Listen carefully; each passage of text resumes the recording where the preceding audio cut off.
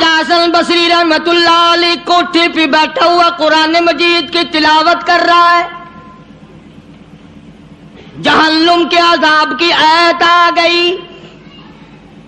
خواجہ حسن بصری اتنا رویا پتنالے میں سے آنسوؤں کا پانی نیچے ٹپکنے لگا.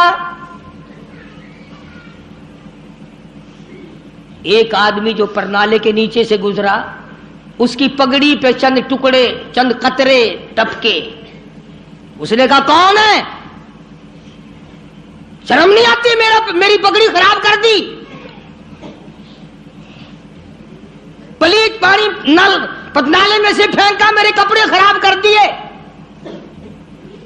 خواجہ حسن بصری سب کہہ دو رحمت اللہ علیہ روتے روتے کہتے ہیں ہاں ضرور پلیت ہو گئے ہوں گے، میں گناہگار خواجہ حسن بصری کے آنسوؤں کا پانی ہے، آنسوؤں کا پانی ہے.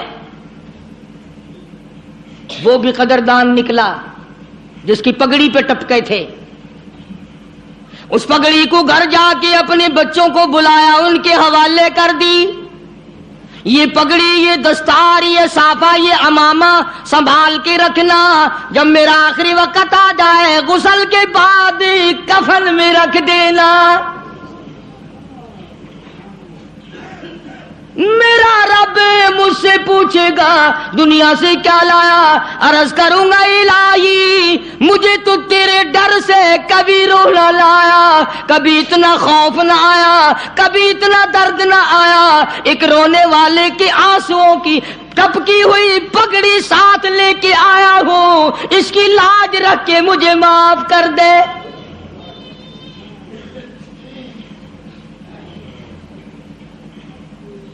یقین والوں کی بات ہے جس کا یقین جم جائے. آج ہمارا قرآن پہ یقین نہیں، مصطفیٰ کریم صلی اللہ علیہ وسلم کے فرمان پہ یقین نہیں، حدیث پاک پہ یقین نہیں، پھر ہم کامیابی دنیا اور آخرت میں کیسے حاصل کر سکتے ہیں؟ فضیل بن عیاض رحمہ اللہ اپنے زمانے کے بہت بڑے بزرگ ولی کامل گزرے ہیں، سارا زمانہ جانتا ہے. فضیل بن عیاض مشہور محدث، مشہور اللہ والا، مشہور بزرگ ہے. اور حالت یہ کہ اپنے زمانے کا سب سے بڑا ڈاکو، ولی تو بعد میں بنا نا، 99 آدمی ٹولی میں اور 100 آپ، 99 غلام تھے نیچے کے تھے، یہ سردار تھا. اللہ کی دین بھی دیکھو اور خدا پر یقین کا انجام بھی دیکھو. اب ڈاکوؤں کا، بدماشوں کا اور کام کیا ہوتا ہے؟ انہوں نے کسی کی خوبصورت لڑکی تھی، اس کو پیغام دیا کہ ہم آج رات کو اٹھائیں گے، تیری لڑکی کو اٹھا کے لے جائیں گے آج. چنانچہ اس نے کیا انتظام کرنا تھا، کوئی غریب آدمی تھا جس کی وہ بچی تھی، اس نے اوپر کے چبارے میں بچی کو بٹھا دیا اور بیٹی سے کہا بیٹی میں نے یہ سنا ہے کہ قرآن قبر میں کام آئے گا، حشر میں کام آئے گا، تو قرآن ہی آج رات پڑھتی رہو، میں چاہتا ہوں دنیا ہی میں تیرے قرآن کام آ جائے، دنیا ہی میں قرآن تیرے کام آ جائے. بچی نے بیٹھ کے ساری رات قرآن پڑھا. فضیل بن عیاض جو ڈاکوؤں کا سردار تھا، کوئی کوٹھے کے نیچے تھے، کوئی اوپر تھے، کوئی دائیں تھے، کوئی بائیں تھے. جب اس لڑکی کو اٹھانے کے لیے چوبارے میں بڑا ڈاکو داخل ہوا، اندر سے آواز آتی ہے الم یعنی للذین آمنوا ان تخشع قلوبهم لذکر اللہ.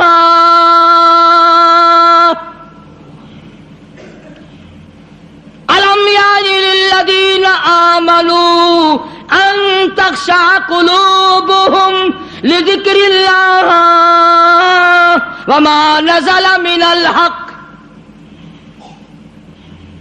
ترجمہ یہ ہے او اللہ کی ذات پر یقین رکھنے والے، او رات کے اندھیرے میں چلنے والے، تو خدا کے قہر سے کب ڈرے گا؟ کم مالک کائنات کے عذاب سے تیرے دل میں خوف آئے گا، اب بھی خوف کھا جا، میرے ذکر سے ڈر جا، میرے نام سے ڈر جا، میرے غضب سے ڈر جا، میرے قہر سے ڈر جا، میں تجھے معاف کر دوں گا۔ کوئی تقریر نہیں، کوئی واعظ نہیں، کوئی نصیحت نہیں، کوئی کس تبلیغ کا پروگرام نہیں۔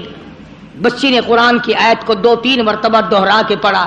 فضیل بن عیاض نے قرآن سنا، عرب کا علاقہ تھا، قرآن سمجھتا تھا، بس دیر نہیں لگی، کوٹھے پہ کھڑا کھڑا کہنے لگا اپنا راستہ بدل گیا ہے، جس نے میرے ساتھ آنا وہ میرے ساتھ آئے، جس نے بدماشوں کے ساتھ جانا بدماشوں کے ساتھ جائے، ہم تو آج توبہ کرتے ہیں۔ اور ایک بچی کا خدا کے قرآن پہ یقین ہے تو میں خدا کی ذات پہ یقین نہ کروں؟ اپنے زمانے کا بہت بڑا ولی کامل گزرا ہے، ایک آیت پہ یقین کر لیا، قرآن کی ایک آیت پہ، اور ہمارا ساری آیتوں پہ یقین نہیں، نماز کی آیتوں پہ یقین نہیں، زکوٰۃ کی آیتوں پہ یقین نہیں، رمضان کے روزوں کی آیتوں پہ یقین نہیں۔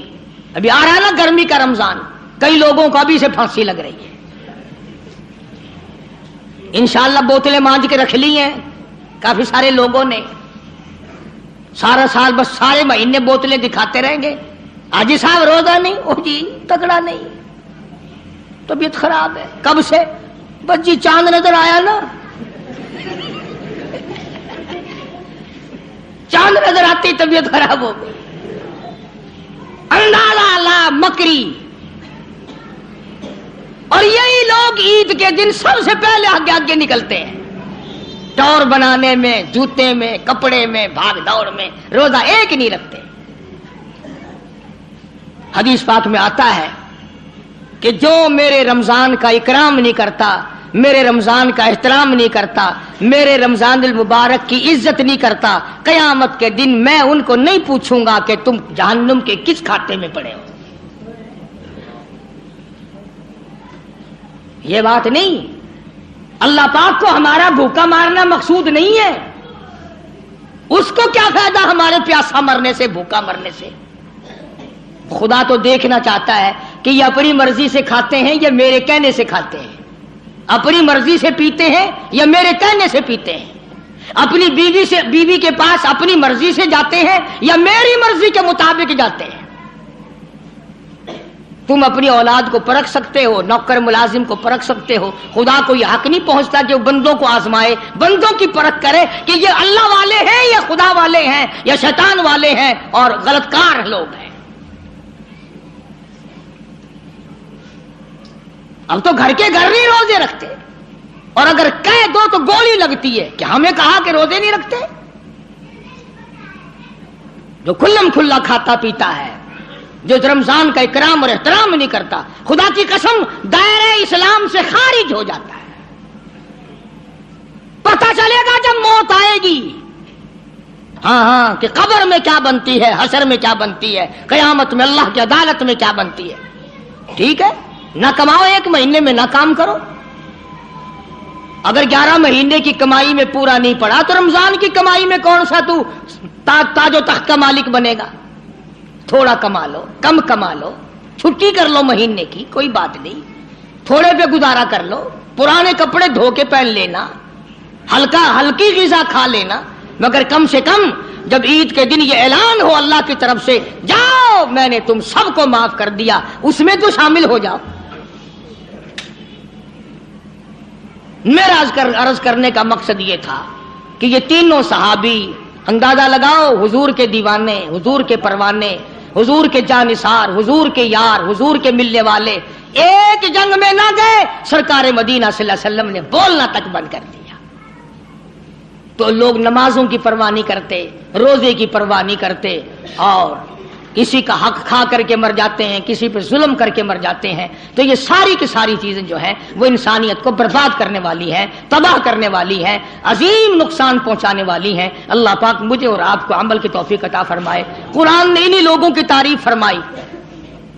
دیکھو نا، ہم بازار میں جاتے سودا خریدنے، کارخانوں میں جاتے مال خریدنے، اور صحابہ کے بارے میں قرآن کہتا ہے من یشری نفسہ ابتغاء مرضات اللہ، فرمایا صحابہ وہ تھے جو جان دے کر میری رضا خریدا کرتے تھے، پیسے دے کر نہیں، جان دے کر میری رضا خریدا کرتے تھے. پھر خدا نے فرما دیا واللہ رؤوف بالعباد،